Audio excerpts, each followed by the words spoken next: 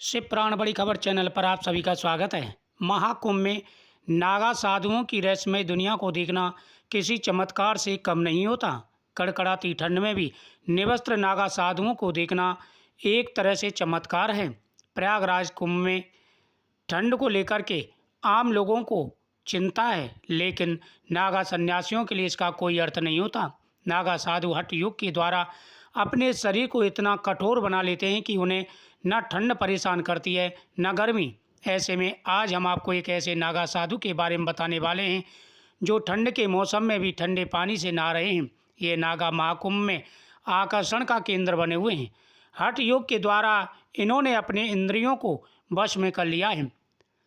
दोस्तों, प्रत्येक दिन कई साधु संत प्रयागराज पहुंच रहे हैं। नागा साधुओं के अखाड़े भी महाकुंभ में आना शुरू हो चुके हैं। नागा साधुओं की पोशाक से लेकर इनके द्वारा किए जाने वाले योग भी लोगों का ध्यान अपनी ओर आकर्षित कर रहे हैं। इन्हीं नागा साधुओं में से एक हैं प्रमोद गिरी महाराज जी। इनका हठ योग लोगों के कौतूहल का विषय बना हुआ है और इनको लेकर बातें अब आम लोग भी करने लगे हैं।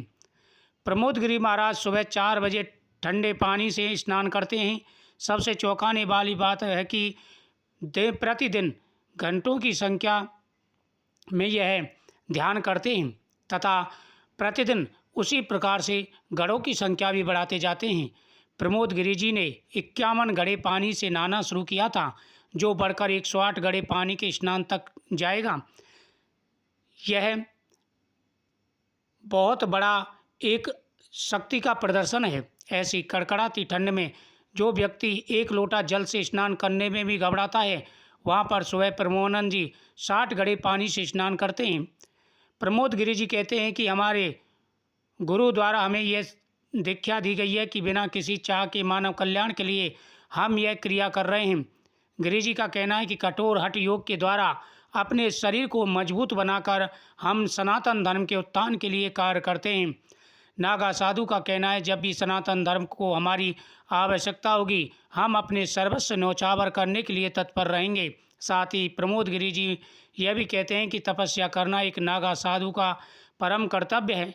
उन्होंने कहा है कि शाही स्नान के दिन कड़ाके की ठंड थी, लेकिन इसका कोई फर्क नहीं पड़ता कि ठंड कितनी है। योग की दृष्टि से देखा जाए तो हठ का अर्थ है अपनी इड़ा और पिघला नाड़ी को संयोजित करना। हा का अर्थ जहाँ सूर्य और वही ठा का अर्थ चंद्रमा है। सूर्य ऊर्जा और चंद्रमा शीतलता का प्रतीक है। इन दोनों को संतुलित करने की क्रिया को ही हठ योग कहते हैं। वही वर्तमान काल में लोग हठ योग का अर्थ यह भी मानते हैं कि बलपूर्वक इंद्रियों को वश में करना। हालांकि वास्तव में हठ योग एक पूरी प्रक्रिया है। हठ योग में महारत हासिल करने के लिए नियमों के साथ साथ पालन करना पड़ता है। आसन, प्राणायाम, धारण, ध्यान और समाधि सब आते हैं।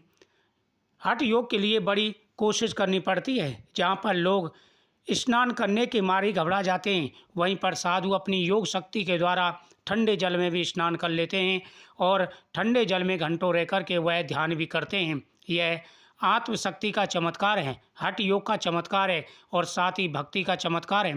दोस्तों, प्रयागराज कुंभ में एक से चमत्कार देखने को मिल रहे हैं।